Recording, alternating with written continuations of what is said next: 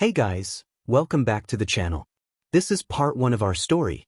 If you like this What If story and want to see part 2, let me know in the comments below. Before we start, don't forget to like, subscribe, and share this video with your friends.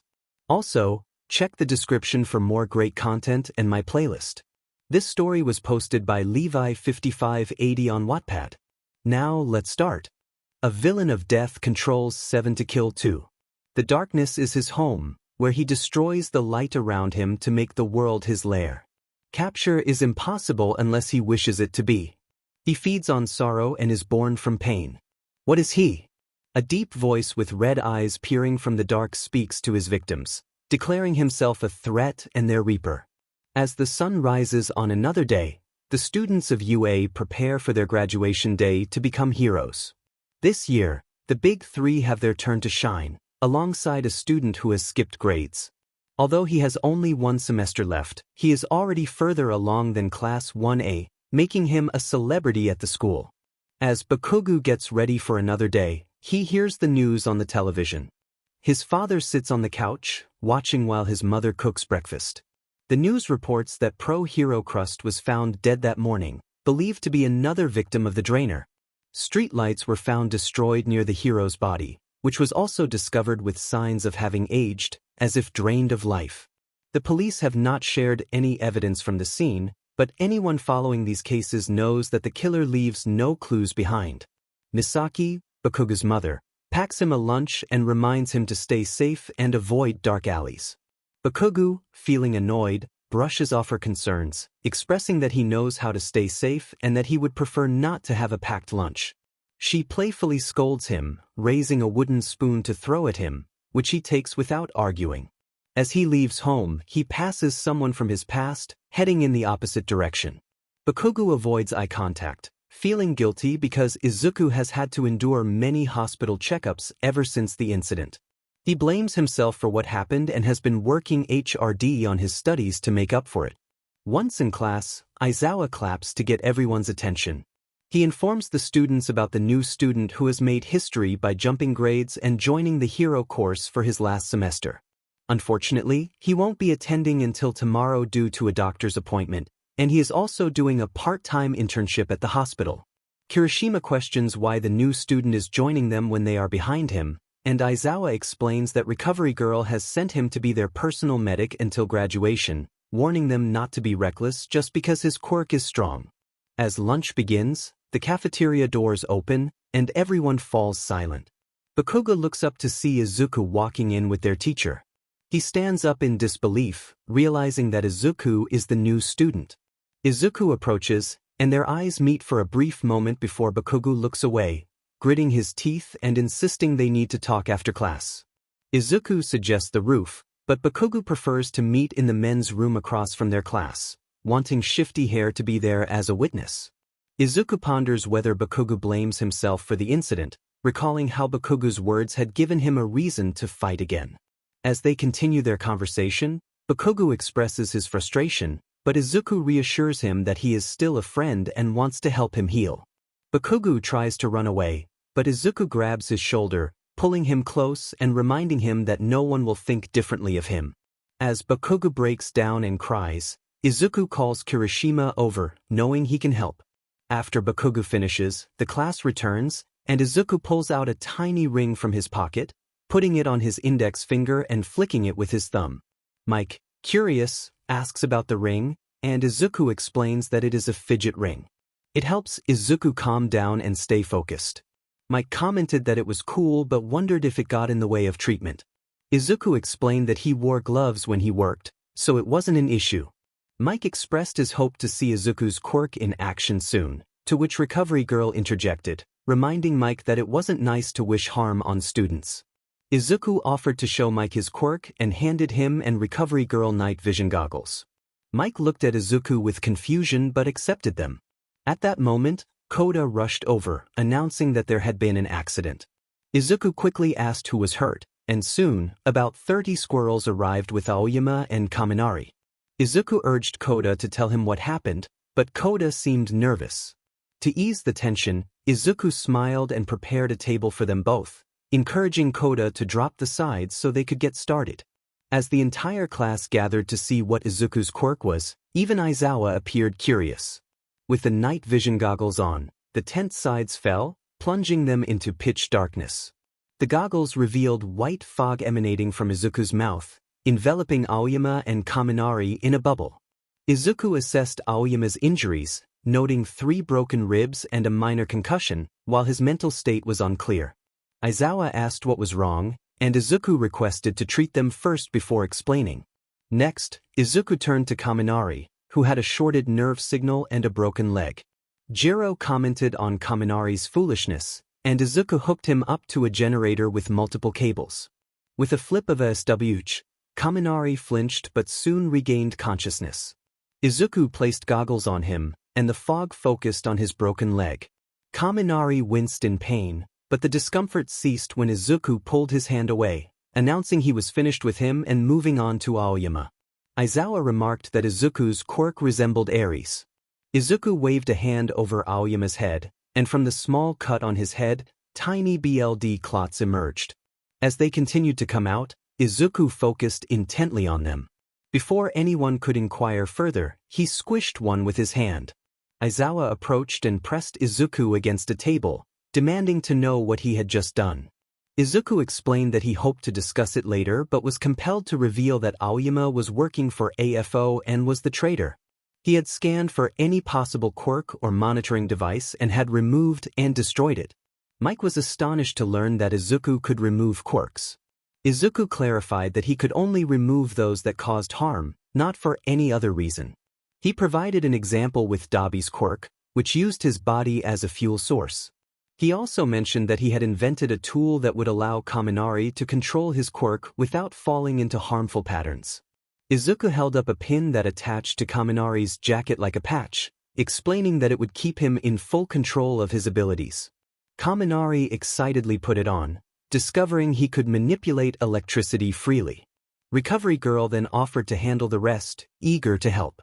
As Izuku stepped back to give her space, Aizawa pulled him aside, asking why his quirk only worked in the dark. Izuku met his gaze and calmly explained that being suspicious of students wasn't a team player move. His quirk functioned by enhancing his senses in the absence of light, as any light would render it ineffective. Aizawa appeared surprised when Izuku revealed his background as someone who had been quirkless until an accident awakened his abilities. He had spent considerable time researching heroes, and he had access to everyone's memories and feelings while they watched him. Aizawa pondered the implications of Izuku's quirk, noting its potential danger if others discovered it. He decided to let Izuku go, retreating to a corner of the room to rest. Meanwhile, Kirishima and Byakugo were sparring, and as the chaos unfolded, Kirishima led Byakugo into a hidden spot. In the shadows, they shared a moment that only Izuku, with his enhanced vision, could see.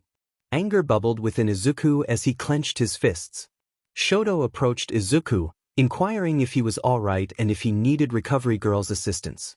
Izuku assured him he was fine but admitted that the day had been overwhelming, feeling like a dream come true.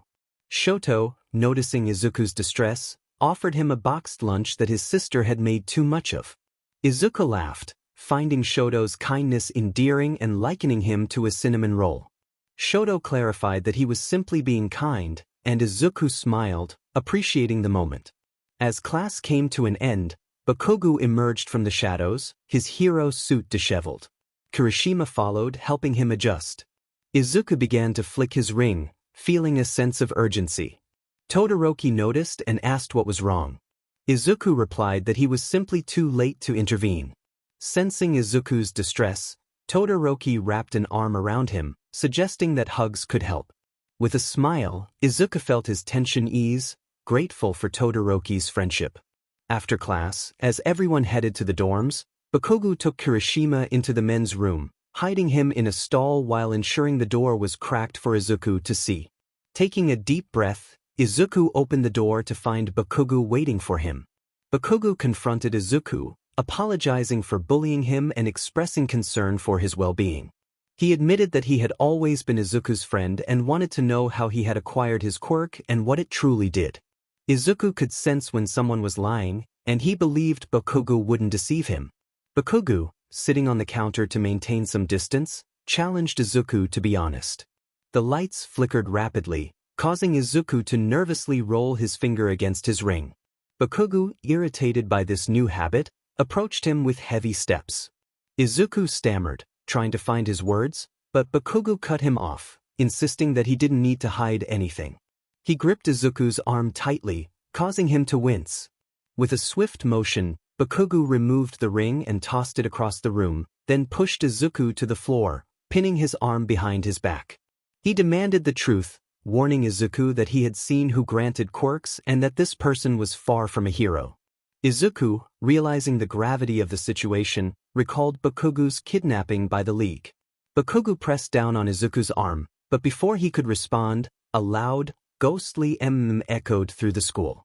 Izuku looked up at the flickering lights, then at Bakugo and Kirishima. Kirishima questioned what the sound was, while Izuku urgently asked for his ring back, explaining it was after him.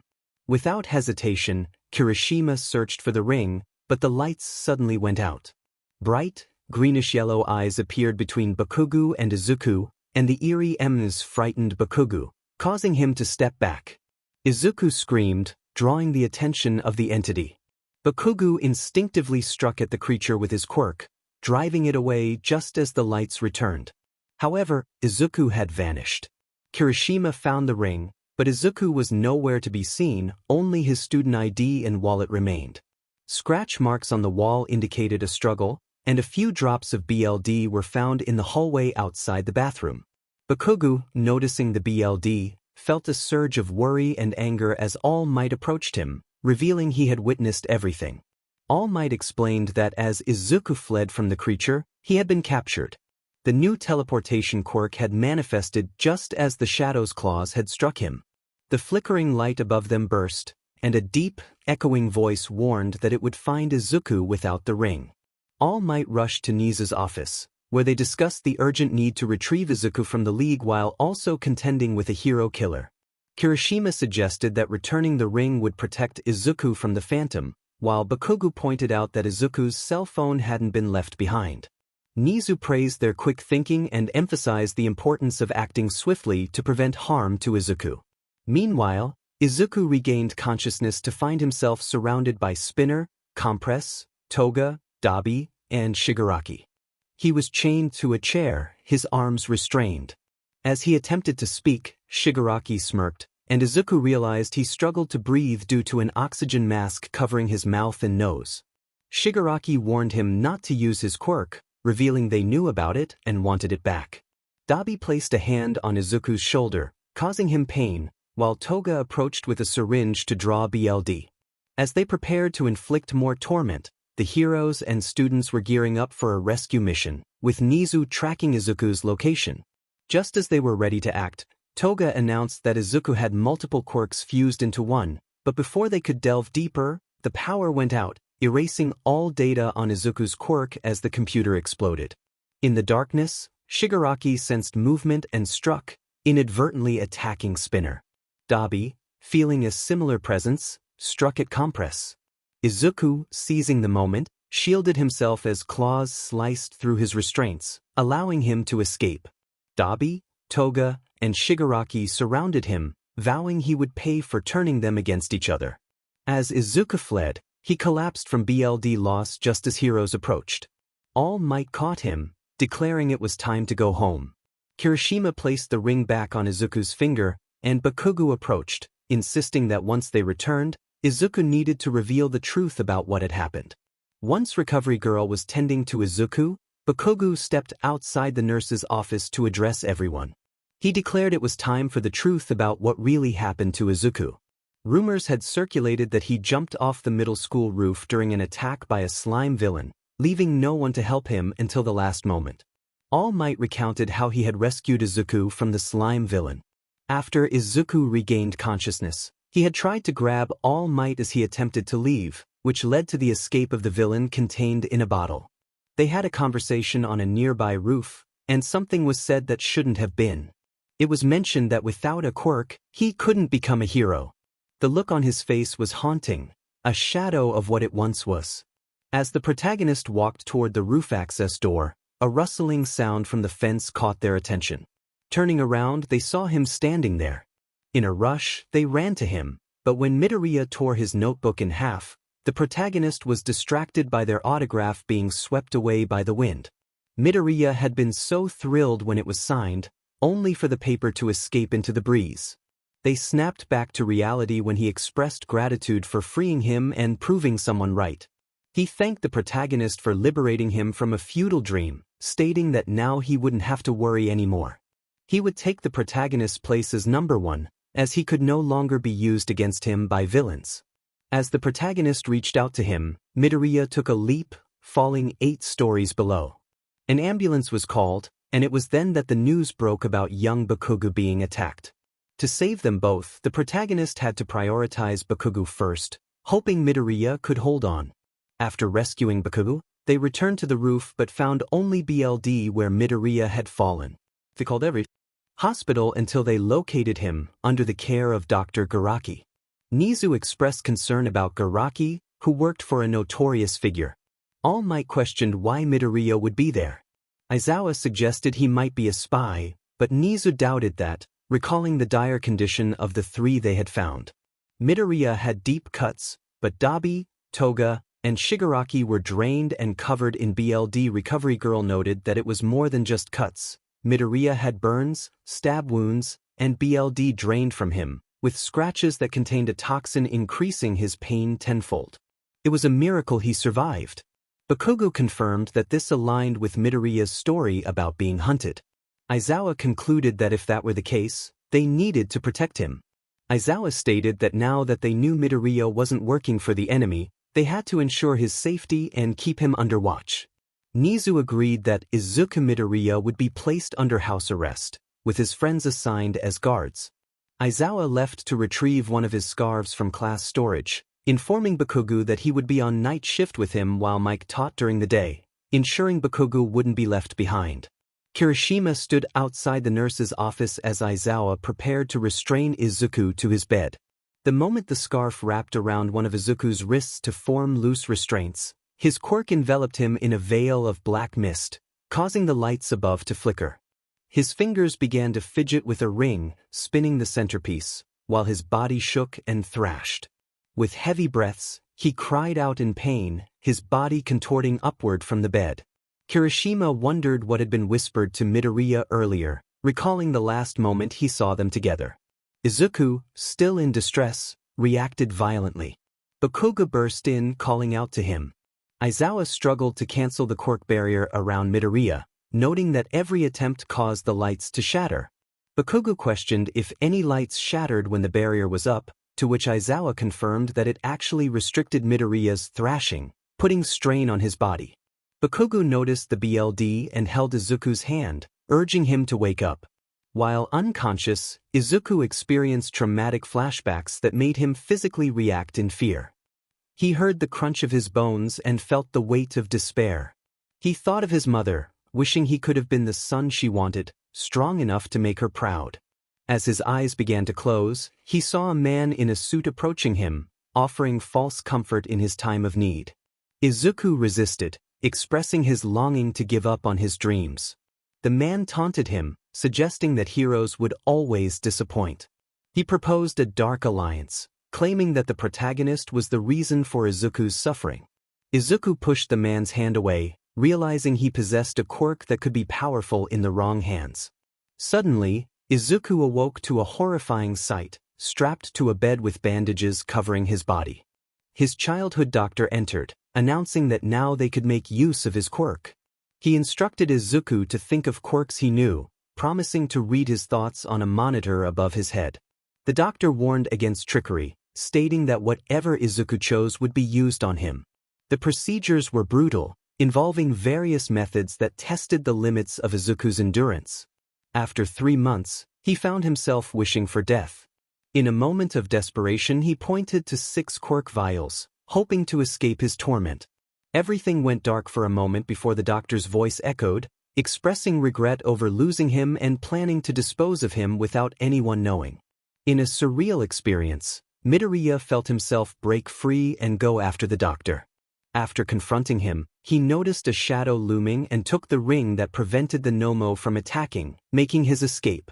𝐒𝐮𝐬, determined, grabbed the scarf and began to pull it off Izuku. 𝐼𝐬𝐻 warned him to stop, reminding him that he was a teacher, not a prison warden. 𝐒𝐮𝐬 insisted on the urgency of the situation, but 𝐼𝐬𝐻 moved to restrain him, warning that Midoriya was an unknown factor. 𝐒𝐮𝐬 clenched his fists, ready to fight for his friend. Waiting to strike his teacher and free Izuku, Kirishima pulls him away. He urges his friend to defuse the anger and protect Midoriya. Despite his frustration, 𝐒𝐮𝐬 acknowledges that this isn't over. As they walk out, Izuku wakes up and reaches towards the door, but 𝐼𝐬𝐻 takes advantage of the moment and binds Izuku's wrists to the bed, limiting his range around the room. Izuku, realizing the situation, acknowledges 𝐼𝐬𝐻's actions. 𝐼𝐬𝐻 reassures him that he is safe, with guards posted at the door, and that he cannot leave the room without supervision. Izuku mutters to himself, feeling like a prisoner once again, but he tries to hide his sorrow with a smile. 𝐼𝐬𝐻 sits in the corner of the room, wrapped up for a nap, and tells Izuku to wake him if he needs anything. As Izuku lays down to rest, he hears a voice from the shadows, taunting him about being unable to escape. He covers his ears with a pillow and tries to block it out. Meanwhile, 𝐒𝐮𝐬 punches the wall across from the nurse's office, frustrated by how Izuku is being treated. Kirishima tries to defend 𝐼𝐬𝐻's intentions, but 𝐒𝐮𝐬 is adamant that they could protect Izuku better if he were in class rather than isolated. Kirishima confronts 𝐒𝐮𝐬 about his feelings for Izuku, and 𝐒𝐮𝐬 insists that he only loves Kirishima, viewing Izuku as a dear friend. As emotions rise, Kirishima kisses 𝐒𝐮𝐬, who is momentarily taken aback. Kirishima expresses gratitude for 𝐒𝐮𝐬's honesty, and 𝐒𝐮𝐬 admits he once had feelings for Izuku. Kirishima suggests they keep watch, and 𝐒𝐮𝐬 offers to get them something to eat. After 𝐒𝐮𝐬 leaves, he feels guilty for revealing his past feelings for Izuku. 3 months later, the day has come. Izuku has graduated from UA and is now free to work at the hospital. As the valedictorian, he expresses gratitude for the memories shared with his classmates, wishing he had more time with them. He raises his fist high, proclaiming his determination to go beyond, and his classmates cheer in response. After the ceremony, as Izuku tries to slip away, his classmates pull him into a group hug. 𝐒𝐮𝐬 stands at the door, handing Izuku a list of everyone's contact numbers so he can stay in touch. 𝐒𝐮𝐬 expresses his longing to have Izuku as his doctor when he becomes #1, and Izuku agrees, bumping fists with him before stepping out into the world. Outside, Izuku passes 𝐼𝐬𝐻 without a word, giving him a light tap on the shoulder as he sets out to become the best doctor in the nation.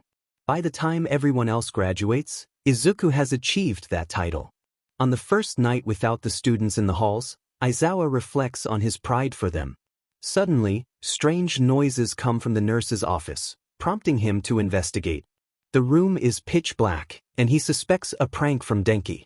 When he tries to turn on the lights, they fail to work, and he mutters about the trouble the students can cause. As he stands in the darkness, a chilling voice taunts him about waiting too long. 𝐼𝐬𝐻's eyes widen as he uses his quirk to peer into the shadows. He realizes he is not alone. In a moment of panic, he throws a flashbang grenade into the room and shields his eyes. When he opens them again, he finds himself engulfed in darkness, facing a pair of glowing eyes filled with mischief. The next day, Nizu discovers the aftermath of the chaos in the nurse's office. Broken lights, scorch marks, and a scarf soaked in blood are all that remain, leading him to send out a missing person report for 𝐼𝐬𝐻, prompting his former students to search for him. 𝐼𝐬𝐻 wakes up in a dark void, his arms bound above his head. He recalls the terrifying encounter with the faceless creature that attacked him. Despite his struggles, he feels his strength fading. In a desperate attempt, he pulls out another flashbang, but the creature overpowers him, sending him crashing through the wall. In a final effort, 𝐼𝐬𝐻 pulls the pin on the flashbang, hoping to drive the creature back into the darkness. Using his scarf, he slides down from the broken window, landing in the shadows outside. Laughter echoes around him as he prepares for the next confrontation. Why didn't it kill him? Heavy bootsteps echoed all around, giving no hints as to their source, accompanied by a metallic sound. A voice emerged from the darkness, revealing a sinister intent. The figure taunted that survival meant he had been chosen, and that pain was necessary before the real game could begin. The first glimmer in the dark was the tip of a blade, dangerously close to his left eye. Meanwhile, at UA, fresh hero graduates searched the campus for their old teacher. Bakugo and Kirishima scoured the halls, while Shoto teamed up with Ida, 𝐼𝐶, Uraraka, and Tokoyami in the dorms. Aoyama, Koda, Shoji, Denki, Siro, and Momo searched the classrooms, and Jiro, Shinso, Mina, and Minette explored the cafeteria, library, and other areas. As they walked, Bakugo noticed the damage ahead and rushed to investigate, looking for clues in the nurse's office. Kirishima, glancing out the window, decided to head down to check below for any trails. Kirishima announced his plan to Bakugo, who agreed to meet back once he found something. Jumping down, Kirishima spotted drops of BLD and a piece of brown curly hair, short enough to resemble a male hairstyle. He also found a gold button shaped like a flower. As he made his way back, the wind blew the hair away. Instead of revealing his findings to Bakugo, Kirishima kept the button a secret, slipping it into his pocket. In another part of the campus, Aizawa clung to life, suffering from severe injuries. The monster that had captured him forced him to make eye contact, asking if he wanted the pain to cease or if he preferred more. Aizawa, in defiance, expressed his longing for an end to his suffering. The beast grinned, promising to let him drink away his pain, as a dark liquid began to flow into Aizawa's mouth, eyes, ears, and nose. Gasping for air, Aizawa struggled against his restraints. Summoning his last bit of strength, he managed to break free and crawled toward the wall, following it to the door, which fortunately was unlocked. Fading in and out of consciousness, he finally reached the street. The moment he stepped into the light, the suffocating sensation lifted, and he spotted 𝐼𝐴𝐴 approaching. 𝐼𝐴𝐴𝐴, alarmed by Aizawa's condition, quickly picked him up and flew him to a nearby hospital, vowing to find whoever had done this. Meanwhile, Kirishima returned to meet Bakugo, noticing something unusual, a black shadow by the doorknob of 𝐼𝐴𝐴𝐴's office.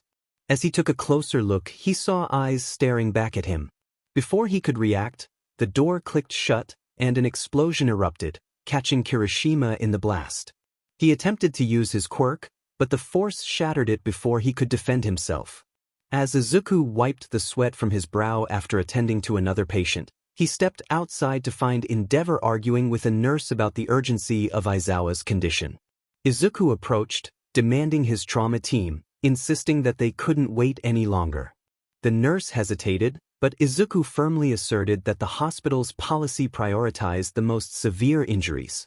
Moments later, Aizawa was rushed into surgery, put to sleep with a mixture of gas and oxygen. As he fell unconscious, a 20-sided die slipped from his hand, rolling to a stop on one. In the pitch-black surgical room, Izuku began to heal Aizawa, mapping out the wounds for his team. The dark liquid from Aizawa's ordeal began to disperse due to Izuku's quirk. One bubble landed on Izuku's shoe, blending in unnoticed. Just then, Aizawa flatlined for a moment, prompting Izuku to focus intently on his heart and lungs until a BLD transfusion stabilized him. Once Aizawa was out of immediate danger, Izuku ordered that he be kept in the ICU for observation to prevent infection or rejection of the new BLD outside the surgery room. Bakugo waited anxiously, pacing as time dragged on. After 5 hours, he heard the sound he had been waiting for, the click of the light above the door. Izuku emerged, covered in BLD, and instructed the nurse to prepare a room for Aizawa. As he explained the situation, Bakugo approached, demanding to know what had happened. The nurse tried to calm him, but Bakugo insisted on hearing it from Izuku, accusing him of running away. Ignoring the nurse, Bakugo chased after Izuku, who turned down another hallway. There, Bakugo spotted a laundry bin filled with Izuku's protective gear. He notices a room beside it with a sign that reads, "On-call staff rooms and showers." Bakugo walks inside to find multiple bunk beds lining the walls, with cubbies for clothes by another door. Each bed has a safe in the wall for valuables, a pillow, white sheets, light blue covers, and a privacy door with a light inside. Halfway into the room, he hears a shower running behind the door on the other side. He approaches to see Izuku's suit hanging out of a bin by the door. With the door slightly ajar, 𝐼𝐻𝐬 peeks in. His anger and worry fade quickly as a blush creeps onto his face. He thinks about how impressive Izuku looks and wonders what kind of workout a doctor like him needs to achieve such a physique. As 𝐼𝐻𝐬 steps inside, Izuku turns around, eyes closed and hands working through the suds in his hair. 𝐼𝐻𝐬's gaze travels over Izuku's body, unable to look away as water drips down Izuku's arms. Just as Izuku's hands begin to drift down his torso, 𝐼𝐻𝐬 slips on a towel, catching himself before falling but unable to stop his shoes from squeaking. Izuku turns to see 𝐼𝐻𝐬 blushing and frozen in place. Not knowing what else to do, Izuku stands tall and backs against the wall of the shower. Soon, they find themselves face to face under the water. 𝐼𝐻𝐬 looks into Izuku's eyes as Izuku reaches for the emergency pull cord. 𝐼𝐻𝐬 grabs his wrist and pins it to the wall. 𝐼𝐻𝐬's thoughts race as he finds himself leaning in closer. He can't help but kiss Izuku, feeling a rush of emotions he didn't expect. Izuku responds, wrapping his free arm around 𝐼𝐻𝐬 and gripping the fabric of his shirt. They share a moment, pulling away only for 𝐼𝐻𝐬 to rip his shirt off. Izuku undresses his lower half, and their gazes meet again. Now both feeling exposed, 𝐼𝐻𝐬 pins Izuku against the wall again, and they share another kiss, the tension between them palpable. Meanwhile, Kirishima begins to wake up to the sound of a nurse talking to Todoroki, Kaminari, Siro, and Mina. The nurse explains that both heroes are in the same room for security reasons, making it easier to guard them together. Mina asks who ordered their protection, and the nurse reveals that Dr. Midoriya did, mentioning that the Quirk user who attacked them is someone he knows personally and that the threat won't stop until they're dead. Everyone talks outside the room. Kirishima opens his eyes to see a creature sitting on his chest. The beast moves across from him, pulling back the curtain to reveal Aizawa's condition, with breathing and feeding tubes keeping him alive. Kirishima reaches for the call button but is too weak to move. He can only watch as his old teacher is unplugged and taken away by the creature. Alarms begin to sound, prompting the nurse to rush in, frantically calling for security. Elsewhere, Izuku stands drying off while 𝐼𝐻𝐬 sits curled up in the shower, overwhelmed by what just happened. 𝐼𝐻𝐬 curses himself for his actions. As Izuku gets dressed in pajamas, the silence is broken when 𝐼𝐻𝐬 warns him not to tell anyone about what occurred. Izuku responds with a hint of fear, and 𝐼𝐻𝐬 threatens him, saying he would make it a slower death than what happened before. Izuku remains silent, opening the door to the hallway of beds. 𝐼𝐻𝐬 steps into the shower to wash away the lingering feelings. Just then, the lights flicker, and Izuku calls out for Aizawa, confused by the situation. 𝐼𝐻𝐬 notices something shiny on the shower floor and picks up Izuku's ring, realizing he accidentally slipped it off during their moment. In a panic, he rushes out, wrapping a towel around his waist, only to find a pitch-black hallway with flickering lights. In the dim light, he sees Aizawa holding Izuku hostage. 𝐼𝐻𝐬 demands to know what's happening, and Izuku struggles against Aizawa's grip. Aizawa grins, revealing his sinister intentions. 𝐼𝐻𝐬 charges to attack, but Aizawa uses Izuku as a shield. Suddenly, a radio call announces that a patient is missing from life support, and 𝐼𝐻𝐬 stops in surprise, realizing the gravity of the situation. He confronts Aizawa, demanding to know if he attacked Yue. 𝐼𝐻𝐬's rage boils over as he prepares to unleash his quirk. The creature laughs as it begins to fade away with Izuku. Izuku screams, trying to break free, and 𝐼𝐻𝐬 unleashes a barrage of attacks, determined to save him. When the smoke clears, Izuku remains unharmed, but the creature taunts 𝐼𝐻𝐬, saying goodbye to Izuku as they vanish. Just before disappearing completely, Izuku manages to warn 𝐼𝐻𝐬 about the creature's weakness. As Izuku disappears, 𝐼𝐻𝐬 punches the wall in frustration. He looks down at the ring, realizing it might be the key to defeating the monster. He clutches it tightly and leaves to find Kirishima, only to be stopped by the police at the door. Kirishima, sitting up in bed, catches 𝐼𝐻𝐬's eye, sensing his sorrow and anger. 𝐼𝐻𝐬 heads to Izuku's office on the top floor of the hospital to investigate, where he encounters Shoto Todoroki in the elevator. Bakugo tells him to be quiet, not in the mood for distractions. Sees a ring peeking out of Bakugo's hand. Iida expresses surprise, thinking Bakugo was about to propose to Kirishima, but Bakugo quickly clarifies that the ring isn't his. He explains that Deku was captured by a mysterious entity. Shoto questions why it would kidnap Midoriya and Aizawa, prompting Bakugo to state his intention to head to Aizawa's office. Iida acknowledges Bakugo's tendency to work alone but offers to be his extra eyes in this situation. Bakugo allows them to accompany him, recognizing their potential usefulness since light didn't work against the threat. Kirishima will be safer where he is. They arrive on the floor, and Bakugo forcefully opens Izuku's office door, revealing a room filled with All Might merchandise. As the three search for clues, Iida notices a pattern in the files. He discovers that on the paperwork of every hero Izuku has treated, there are 2 work numbers listed. One of them is different, but the other is the same for only hero patients. The repeated code consists of a letter followed by a number, separated by a dash. Bakugo recognizes the code and grabs a piece of paper to solve it. He writes the alphabet at the top and checks how each letter and number corresponds. The code appears simple to him, while Iida and Shoto seem puzzled.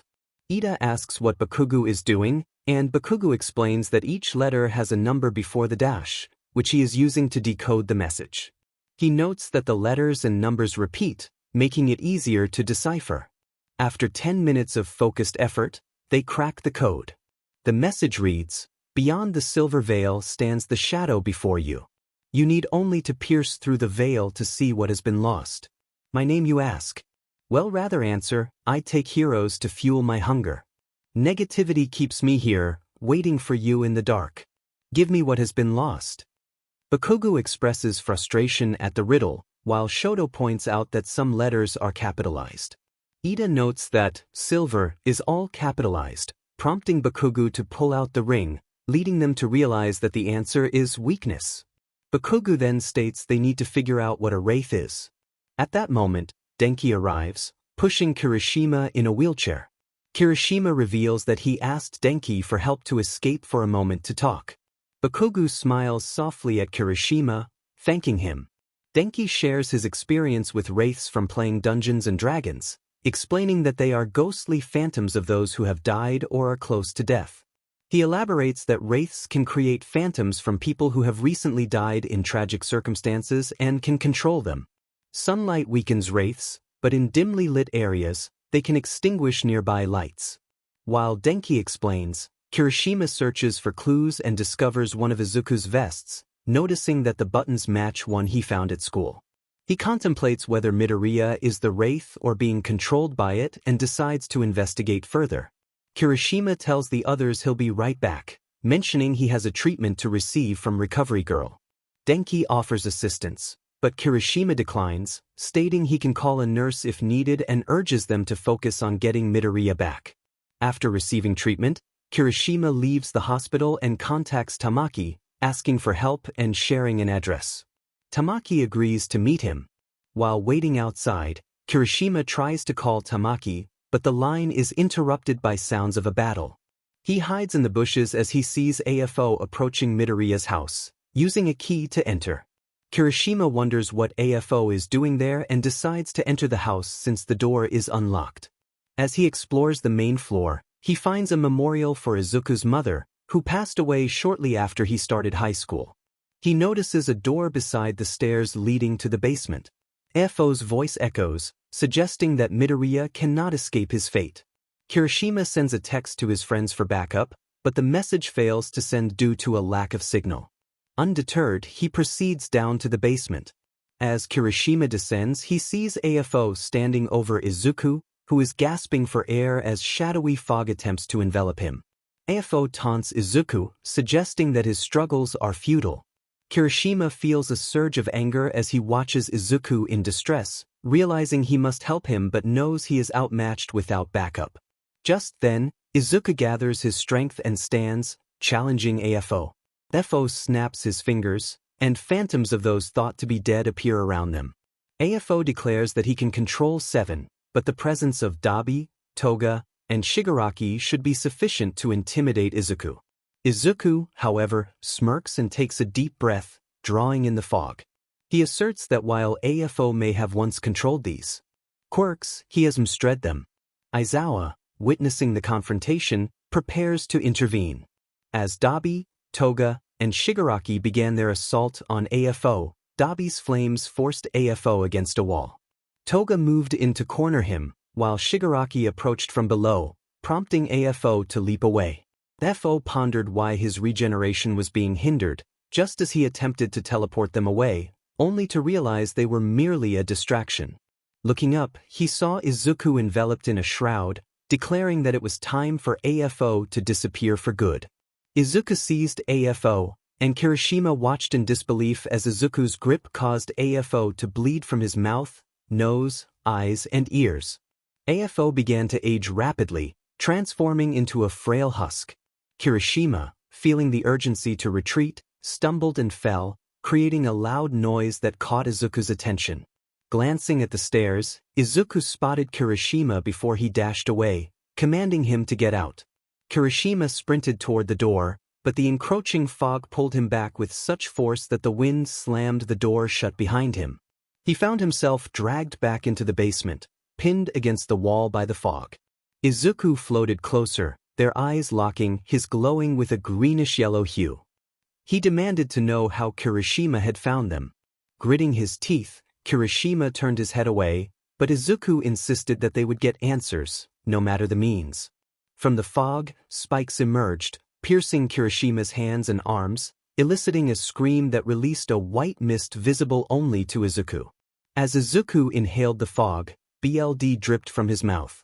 He remarked that their time together was running out, and he needed to make use of Kirishima before it was too late.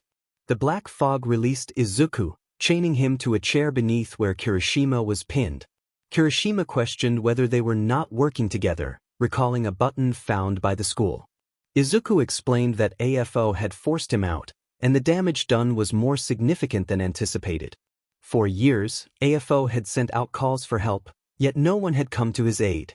Izuku used 𝐼𝐻's hatred to fuel his quest for revenge, stating that no one had tried to rescue him, leaving 𝐼𝐻 feeling like a captured animal. Izuku's weak voice asserted that everyone was his friend, even in chains, and that he had company who wouldn't harm him. Yet, he was accused of planning to bomb 𝐼𝐻's office and of inappropriate actions with Bakugo. Kirishima was shocked and pressed for answers, leading Izuku to admit that he had feelings for Bakugo. Overwhelmed with rage and conflicting emotions, Kirishima began to cry, and the beast feeding on his negativity only fueled Izuku's healing. Meanwhile, Iida was searching through files in Izuku's office when he stumbled upon something intriguing. He called Bakugo and 𝗟𝗱 over to see Izuku's health records, which revealed that his BLD type and DNA had changed since 𝐼𝐻 captured him, while his appearance remained the same. Izuku thought to himself that he needed to act quickly to prevent disaster. As he contemplated, the fog reached up and pulled Kirishima's phone from his pocket. The monster taunted Kirishima, revealing that his request for backup had failed, but it would resend it, -2. Izuku pleaded for Kirishima's release, offering anything to prevent further harm. The monster sent out a text from Kirishima's phone, then turned to Izuku, claiming that the chaos was a result of Izuku's weakness. It used a tie to GG Izuku before he could help Kirishima escape. As Izuku struggled, the monster created 2 spinning shadow spikes aimed directly at Kirishima. Meanwhile, Bakugo, 𝗟𝗱, and Iida received alarming messages from Kirishima's number, indicating that Izuku needed medical attention and that they were in grave danger. They realized they needed to act quickly, despite the different times indicated in the messages. Bakugo insisted they would go together, determined to save their friends. As they approached Izuku's house, Bakugo sensed something was off. He opened the door, and the 3 split up to search more efficiently. Iida went upstairs, 𝗟𝗱 searched the main floor, and Bakugo headed to the basement. The monster moved swiftly, evading Iida, who was interrupted by a familiar voice. Turning to face Aizawa, Iida was caught off guard as shadows closed in around him. The monster then glided behind 𝗟𝗱, but before he could react, blue flames erupted in the darkness, revealing 2 pairs of red eyes. Bakugo, on high alert, called out for his friends, demanding to know where they were. As he approached a dim light, the horrifying sight of Kirishima tied to a chair and Izuku above him, arms outstretched with shadow spikes embedded in his body, froze Bakugo in place. Kirishima lifted his head, tears in his eyes, with a rag tied around his mouth. He attempted to speak, but the sound was muffled. Bakugo rushed to his side, exclaiming his concern. The moment the GG was removed and Kirishima was freed, he collapsed into Bakugo's arms. Bakugo's eyes filled with tears as he expressed his frustration, questioning why Kirishima would face such danger alone when they were supposed to be a team. A white fog escaped from Kirishima's mouth as Iida approached Aizawa. A scarf was thrown, and Aizawa's hair rose from the use of his quirk.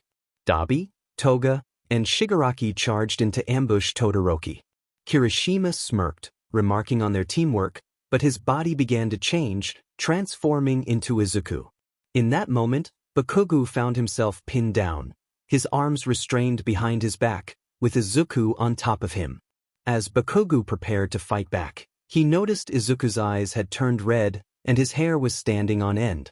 Bakugo questioned Izuku's actions, but Izuku replied with a chilling tone, suggesting that all would be revealed in time and that no one else needed to die as long as he could claim his prizes without trouble. He lamented that he would have taken his time if he had any to spare, but time was not something he could waste. Before Bakugo could respond, shadows enveloped him, and he lost consciousness. When he awoke, he found himself in a new location, the morgue of the hospital where Izuku had worked. His calm demeanor shifted as he took in the scene. He was seated in a chair farthest from the only entrance, with Izuku using a bound and gagged Todoroki as a footstool, Iida as an armrest on his left, and Bakugo on his right. All three struggled momentarily before realizing their quirks were unresponsive. Izuku greeted them with a sinister cheerfulness, announcing that it was time for his television reveal. Bakugo scanned the room and noticed Dabi and the others with red eyes and lifted hair. A sense of dread washed over him as he realized they were acting as a hive mind. The camera turned on, and everyone was glued to the news feed. All Might was urged by Nizu to watch, and he quickly grasped the gravity of the situation. Izuku began his announcement, revealing himself as the hero killer everyone had been pursuing while also claiming to have done some good. He held up All for One's head for the camera, stating that he had made a deal, 2 lives for the price of 2 young heroes. One target was already present, while the other was the one who started it all.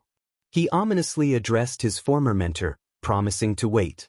As the feed cut off, 𝐒𝐮𝐬𝐃 stood beside All Might, fists clenched in frustration and helplessness. All Might urged him to remain calm, assuring him that they would get the heroes back. 𝐮𝐽 expressed his desperation, fearing he would lose another son, his eyes brimming with tears. Meanwhile, Bakugo fought against his restraints, determined to break free. He attempted to punch Izuku but was tripped just before impact. Shadows wrapped around his ankle, lifting him and throwing him into nearby autopsy tables. Iida shook off the cloth covering him and questioned Izuku's motives, pleading with him to remember the real person he was. Bakugo managed to free himself and charged at Izuku, urging him to regain control. But shadows ensnared Bakugo, pinning his hands to the wall as Izuku warned him of the consequences of resistance. Bakugo pleaded for Izuku to spare his friends, insisting he would surrender instead. Iida urged him not to give up hope, but Bakugo reminded them that they were on their own, recalling how the pros only acted in their own interests. All Might arrived, declaring he was there as part of the deal, demanding that Izuku let his friends go. Izuku, with a twisted smile, threw Iida and Todoroki out of the room before locking the door. Just before the door shut, Todoroki's GG fell off, and he urged All Might to be careful. Iida quickly freed them so they could seek backup, but they were confronted by Dabi, Toga, Aizawa, and Shigaraki blocking their way.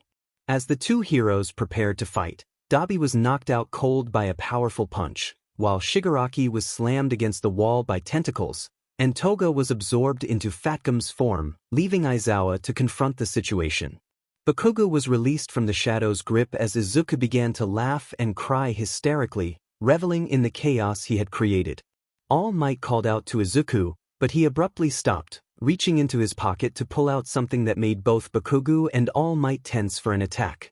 He offered them a chance to roll dice, with 𝐼𝐻𝐻𝐬 having the advantage while All Might faced a disadvantage due to his weakened state. 𝐼𝐻𝐻𝐬 questioned why he had the advantage, and Izuku explained that he could only use others' abilities and the hive mind for so long. All Might rolled the dice, achieving a high score, but Izuku flickered and appeared behind him, lamenting the near miss before preparing to strike.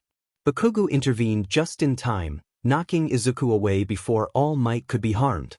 As 𝐼𝐻𝐻𝐬 rolled his own dice, he declared that he wouldn't let another life be taken. A powerful blast sent Izuku crashing through the wall, and 𝐼𝐻𝐻𝐬 gave chase, only to stop in shock at the sight of Kirishima's body. Anger surged within him as he vowed to make Izuku pay for this betrayal. A dark aura filled the room as Shigaraki's body transformed into Izuku, breaking free and fleeing. 𝗟𝗶𝐻, regaining consciousness, pursued to shield him, while Aizawa was halted by another scarf, with 𝗪𝐻𝐿 blocking his path. At that moment, Eri approached 𝗪𝐻𝐿, her horn glowing as she laid her hands on him. 𝐼𝐻𝐻𝐬, 𝗪𝗪𝗪, and Tamaki continued their pursuit of Izuku. Toga struggled to escape but found herself trapped in 𝐼𝐻𝐻𝐬's form. All Might looked at Shoto and Ida, urging them to help him catch up, promising to assist with whatever strength he had left. Ida carried All Might on his back while Shoto propelled himself forward with fire. Izuku dashed outside into the sunlight, and 𝗟𝗶𝐻 handed over his coat to shield him from the light, remaining behind to confront Shoto and Tamaki. As the others continued their chase, Izuku spotted a window cleaner nearby and shot a shadow to cut the support wire. Ida noticed this and handed All Might to 𝗪𝗪𝗪 before rushing to rescue the endangered worker. Izuku then entered an old shipyard and slipped into an abandoned warehouse, blending into the shadows to hide. 𝐼𝐻𝐻𝐬 entered first, cursing the darkness that obscured his vision. 𝗪𝗪𝗪 flipped a light 𝗬𝗪𝐻, illuminating the area. The place held an unsettling power. 𝗪𝗪𝗪 noted that the purpose of abandoned buildings was to be, well, abandoned. 𝐼𝐻𝐻𝐬 sensed that something was off. Shadows flickered and shattered the lights, a loud hiss echoing as it approached them. All Might powered up his fist, ready to push back the impending threat. 𝐼𝐻𝐻𝐬's mind conjured a map of the building, and soon 𝗪𝗪𝗪 and All Might saw it too. In the center room, a BLD splatter marked the map. 𝐼𝐻𝐻𝐬 smirked and darted toward that direction, thanking 𝗪𝗪𝗪 for the hint. As he closed his eyes to listen for changes in the air, he dodged every attack the monster threw with acrobatic ease, while 𝗪𝗪𝗪 received protection from All Might, who blasted away incoming threats. As 𝐼𝐻𝐻𝐬 charged in, the monster tried everything to stop him, leaving only a few scratches on 𝐼𝐻𝐻𝐬's skin. He taunted the creature, questioning the fear he sensed in its voice and what it was hiding from them.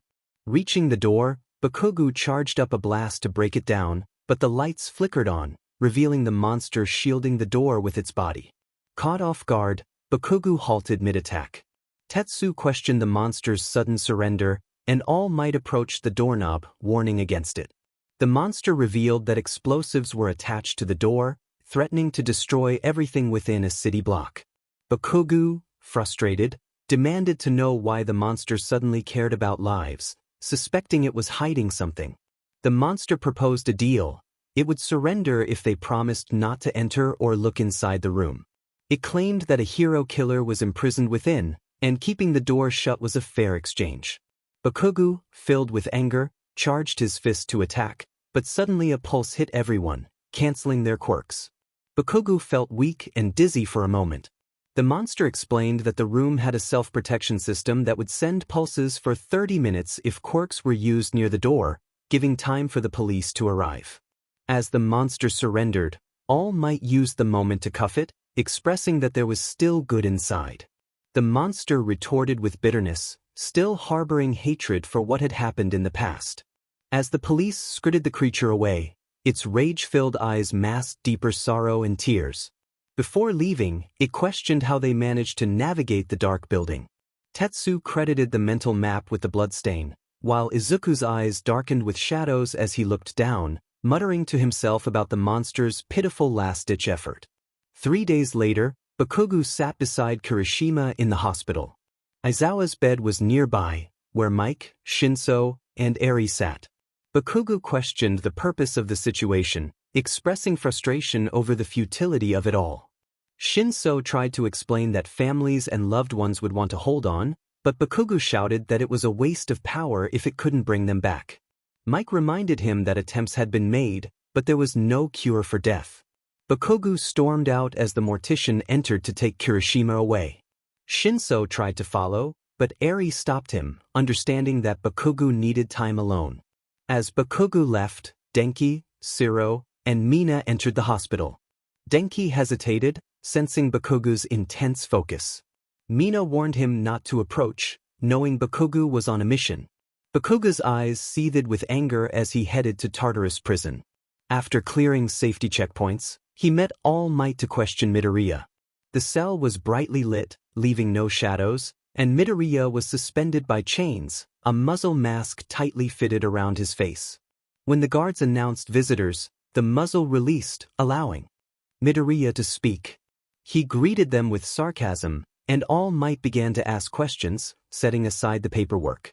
All Might demanded to know what had happened, refusing to accept the previous story.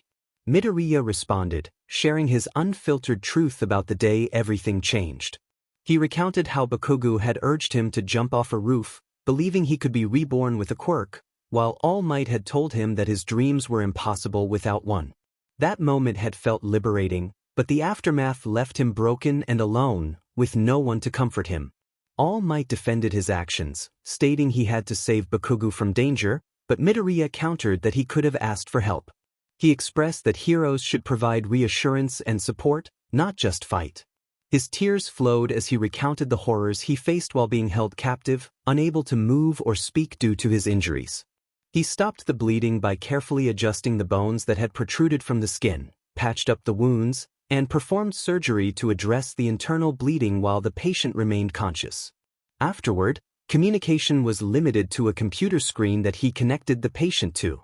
The doctor had seen the notebook filled with notes about heroes and their quirks and intended to use the patient to create the perfect quirk. He experimented with various methods to administer the quirks, testing which approach would be the most effective. This included injections into muscles, bones, and organs. He claimed he needed a sample to ensure that the patient's body wouldn't reject the serum.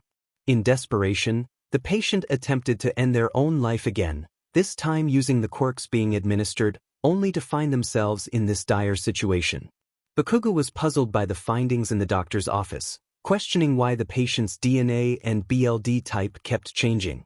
The patient hinted at the obvious connections: the locked room, the transformations, and the code that referred to them as Wraith. A moment of silence followed before 𝐼𝐴 and All Might rushed out of the questioning room, with 𝐼𝐴 looking as if he had seen a ghost. All Might asked what was wrong, and 𝐼𝐴 insisted he needed to see the situation for himself.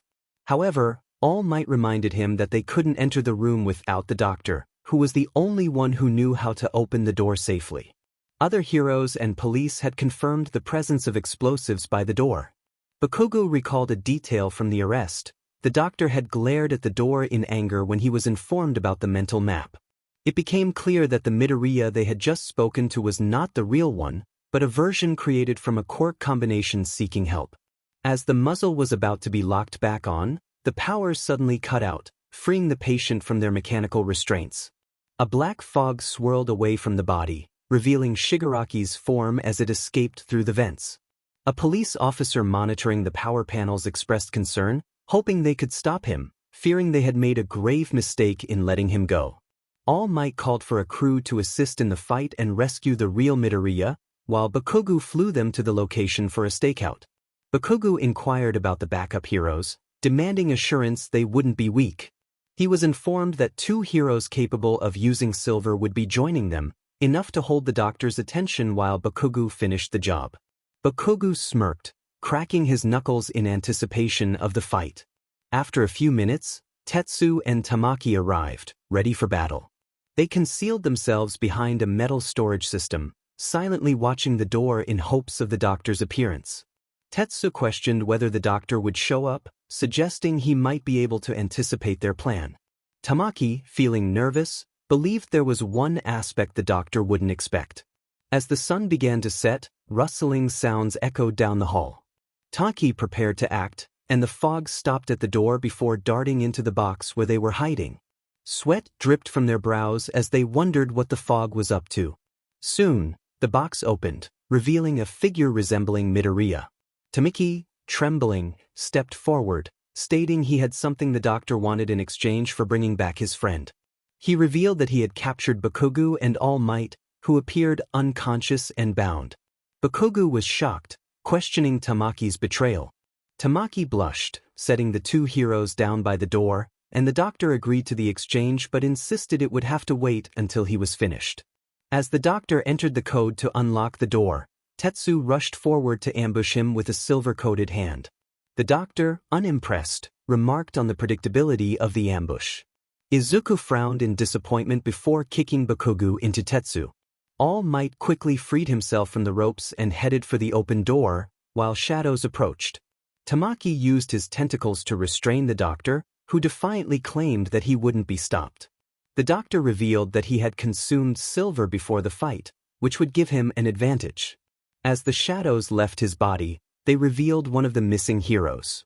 The tanks surrounding them were filled with heroes on life support, and the doctor planned to end their lives to use them as he saw fit.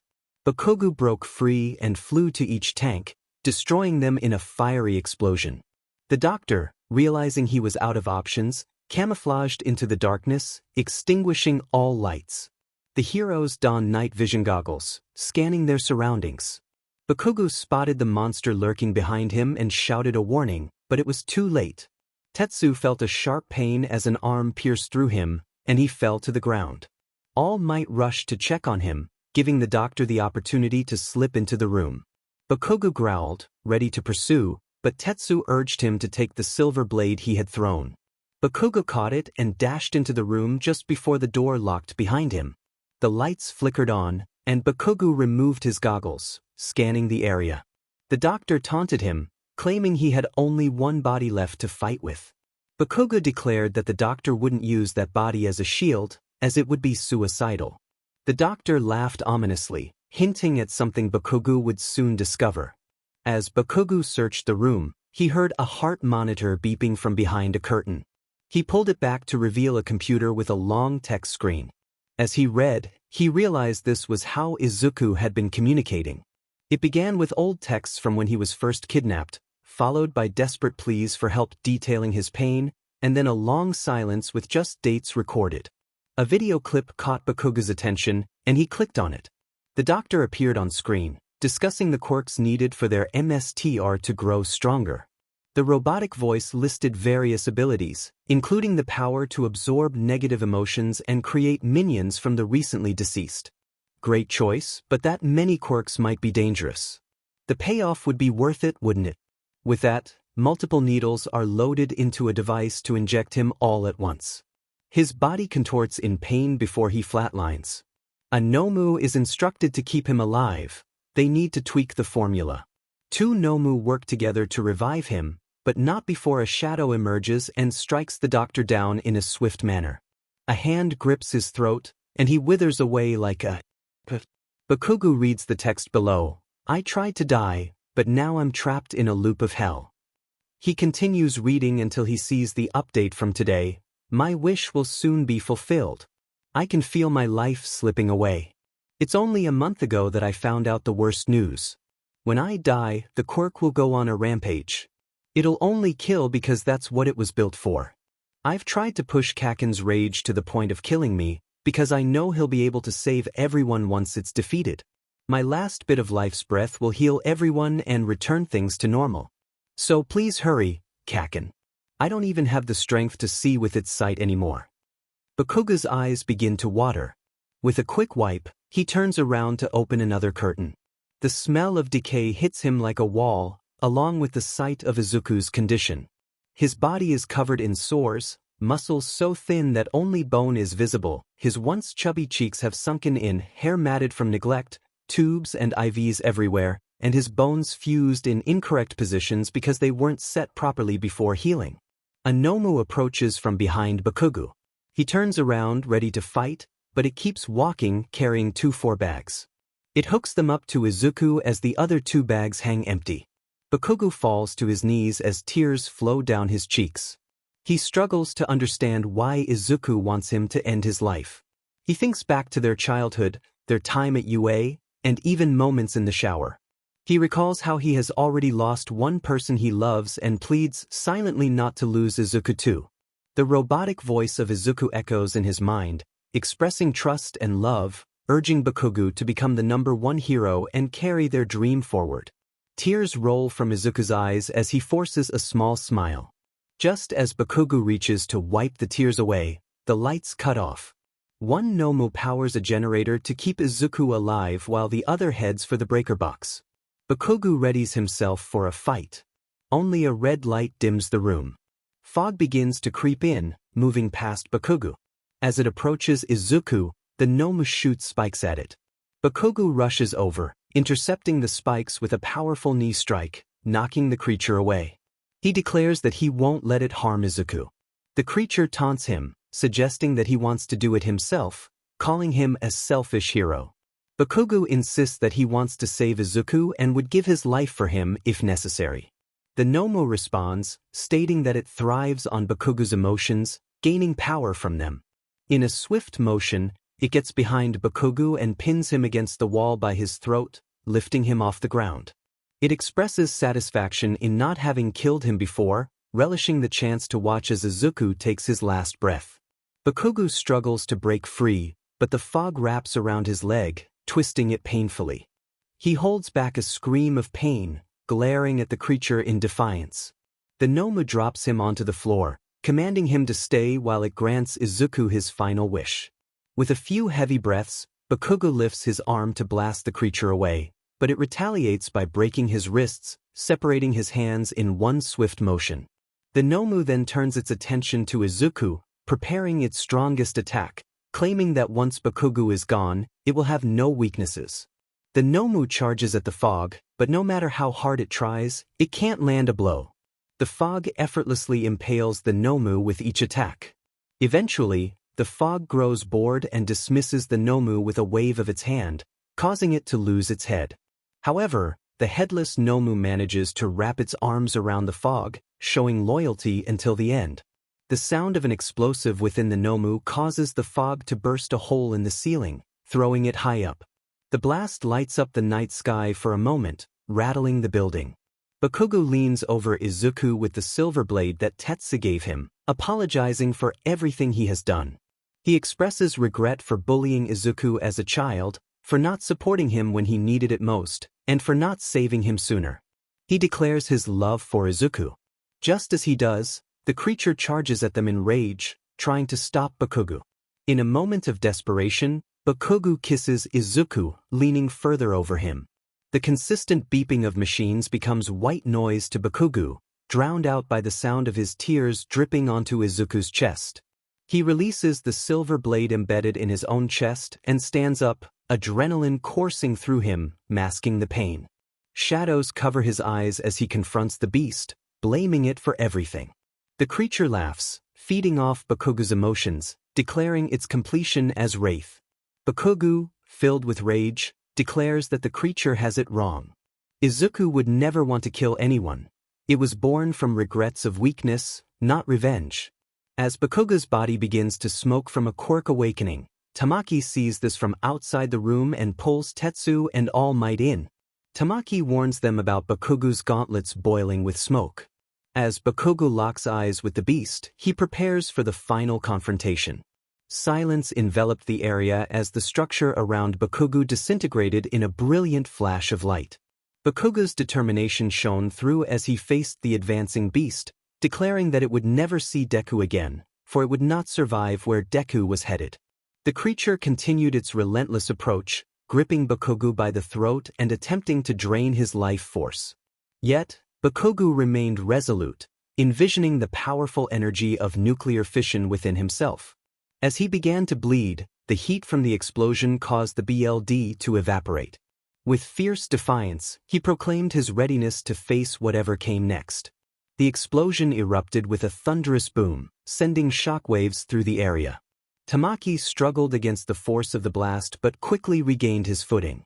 When the dust settled, the building lay in ruins, a mushroom-shaped cloud of smoke rising into the sky. Fortunately, only Bakugo had been affected by the radiation. As Tamaki landed, All Might rushed in, desperately searching for 𝐼𝐵𝐸. His heart sank as he spotted a Nomu holding a frail Izuku beside 𝐼𝐵𝐸. The Nomu placed Izuku's hand on 𝐼𝐵𝐸, initiating a healing process that transformed severe burns into mere first-degree injuries, erasing the radiation. All Might's voice trembled as he questioned the reality before him. Both the Nomu and Izuku appeared transparent, and it dawned on him that Izuku was passing on. Izuku expressed his wish to make things right, and in a flash, they transformed into beams of light, heading toward the hospital and touching the lives of Aizawa, Kirishima, and other heroes and villains affected by the explosion. 3 weeks later, 𝐵𝐸𝐸 awoke to the bright lights of the hospital. Blinking, he was greeted by Kirishima's warm smile. Kirishima reassured him that he was alive and in the hospital. 𝐵𝐸𝐸's eyes widened in alarm as he attempted to sit up, only to be hit by a wave of dizziness. Kirishima urged him to take it easy, reminding him that he had just woken up. The atmosphere shifted when 𝐵𝐸𝐸 asked about Deku, and Kirishima's silence spoke volumes. He revealed that Midoriya had not survived the explosion, and the search for his body had yielded nothing except for a computer that contained the memories of both Izuku and the Beast. 𝐵𝐸𝐸's heart sank as he absorbed the news. Kirishima handed him a zip drive, containing Izuku's final thoughts, understanding how much Izuku had meant to him. He promised to stand by 𝐵𝐸𝐸's side, no matter what. As Kirishima prepared to leave, 𝐵𝐸𝐸 pulled him into a heartfelt embrace, expressing his remorse for his past actions and questioning why Kirishima still cared for him. Tears fell onto Kirishima's shirt, prompting him to hold 𝐵𝐸𝐸 tighter. In Kirishima's mind, he recalled Izuku's words about watching over 𝐵𝐸𝐸. Izuku had entrusted Kirishima with the responsibility of caring for 𝐵𝐸𝐸, urging him to direct any anger toward himself rather than 𝐵𝐸𝐸. Izuku had recognized the bond between them and wished for their love to flourish, even as he faded from their lives. Present day, Kirishima resolved to help 𝐵𝐸𝐸 move forward. The message on the zip drive revealed Izuku's wisdom. Time heals all wounds, and although it may not seem like it now, the pain would eventually lessen. Love was a powerful force that should not be wasted on the past but carried into the future. The past would always remain, but the future was a precious gift, waiting to be embraced. With renewed determination, Kirishima vowed to make the future bright for both him and 𝐵𝐸𝐸.